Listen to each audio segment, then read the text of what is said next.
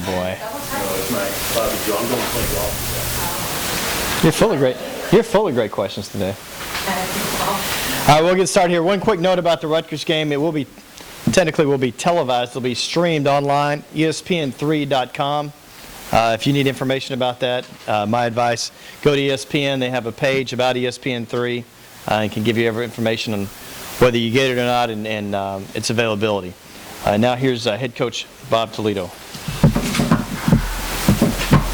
I hear a roar out there. Jeez. Okay. First of all, let me recap Houston briefly. Obviously, we spotted them 21 points, and that was a tough thing to overcome. But we fought back within 5 points. The score was 28-23 with 7 minutes and 45 seconds to go in the game. Our defense did a great job. We held them down their end of the field. We actually had 2 sacks during that series. And then they punt the ball to the bottom, and he has the best return of his career. Goes 38 yards, and we're down to the plus 30-yard line. It's like, wow, we're going to win this sucker. You know, our sideline was excited. Coaches were excited. Players were excited.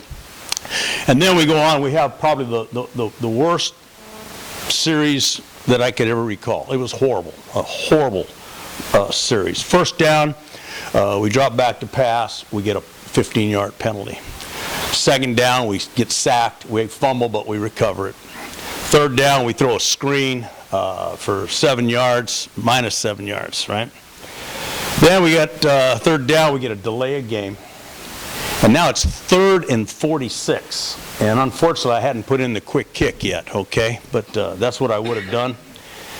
Just punt the football. You know, our defense is playing good, and we try to make a 3rd and 46 play. And I don't have many of those in my playbook. But anyway, we called a pass, and we were trying to make a play, and unfortunately the ball gets intercepted. Again, like I said, if we just punt the ball down in their end and take our chances, we're at least going to get the ball back one more time. But didn't happen. They get the ball, and they've got a 3rd and 10. They convert it for a first and down after a 14-yard pass. And 2 plays later, their running back Bell scores a touchdown. Now it's 35-23. So that's a huge turn of events. And next series, we throw another interception. The guy runs it back for 6, and now it's 42-23. So the score really looked a lot worse than the football game. And again, it's like moral victories. It doesn't matter, you still lose the football game, but it looked a heck of a lot worse than we actually played in the game, in my opinion. The bright spot, I thought, during the course of the game is that we fought back. We're down 21-0. A lot of teams would belly up at that point, would quit playing and stop trying, and we didn't. And I'm proud of our guys for doing that. We never gave up. We never quit. And I constantly preach that with our football team. You know, the old Winston Churchill, never, never, never give up and never quit.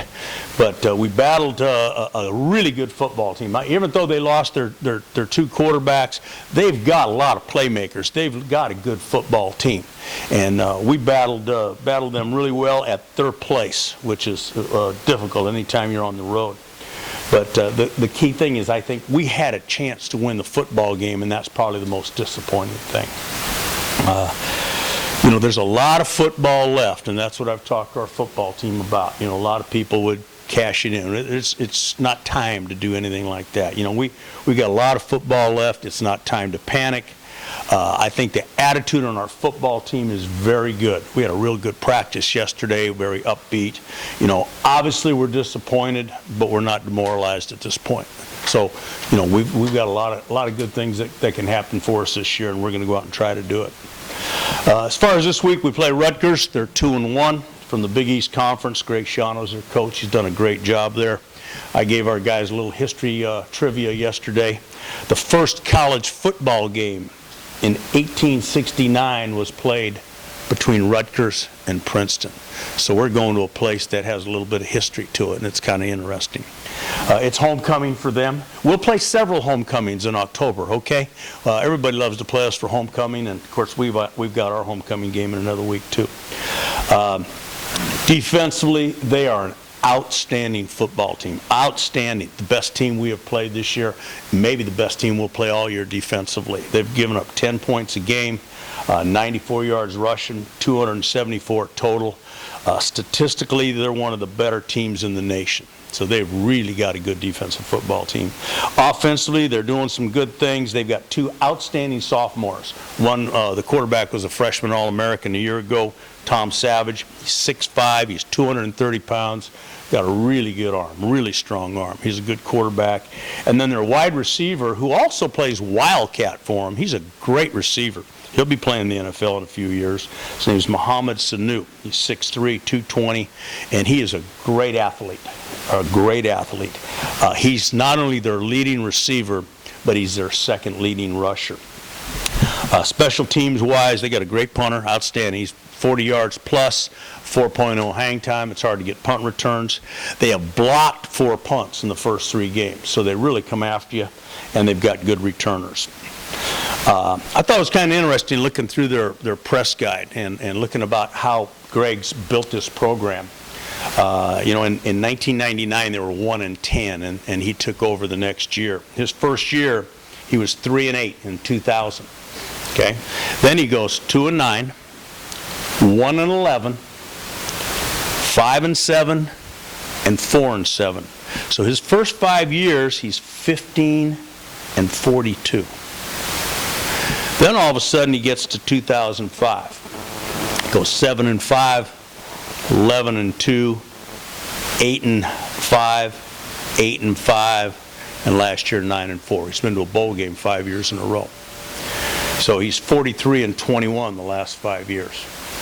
He's done a super job of building that football program. For those of you that will be at the game or know much about Rutgers, they've got unbelievable facilities. They have really upgraded their stadium and their facilities. They're great facilities. They've done a super job recruiting. He's gotten a lot of great players out of Florida and from the East Coast area. And, of course, he's got continuity. He's got a good coach staff. He's been there. He's got it going. So they've done a super job, and I'm kind of anxious to see their place. I've never been to Rutgers, but I'm looking forward to it. Our captain's going to be Josh Smith. Josh is a backup defensive end. He really did a great job coming in and spelling us last week. Played a little more over than a half a dozen plays and made some nice plays and has really given a good effort. As far as injuries, J.T. McDonald has a neck problem, a nerve problem. He's been out actually a couple weeks, and he's going to be out this week as well. Kevin Moore, we didn't know it at the time. We thought he jammed his thumb. He actually broke 2 bones in his index finger, and that's why he was struggling throwing the ball the last quarter, actually. Orleans Darkwa, he sprained an elbow. There's actually a tendon that is torn in there, but they're hoping that it may heal in a couple, 3-4 weeks. If it doesn't, he may need surgery, but we'll hold him out, obviously. Ryan Griffin sprained his shoulder in the game. Had a hard time lifting it and handing off and things, so we didn't play him the second half. He's questionable, but I believe he'll play. We're kind of holding him out the first couple days here to let him rest up, and then towards the end of the week we'll practice him. Oscar Ponce de Leon sprained his ankle. He's questionable, but he did run around yesterday a little bit. Jonathan Ginsberg, our punter, has a concussion, did not practice yesterday. He got blocked from the back. They did call it a penalty. It was a vicious hit from behind. They threw the flag on the punt return, but he was a little dingy the last punt. He didn't know where he was. And then Devin Figueroa injured his tailbone on the play that he caught down on our right side, down by the goal line, made a great catch and fell on his bone. It happened in the game, not in practice.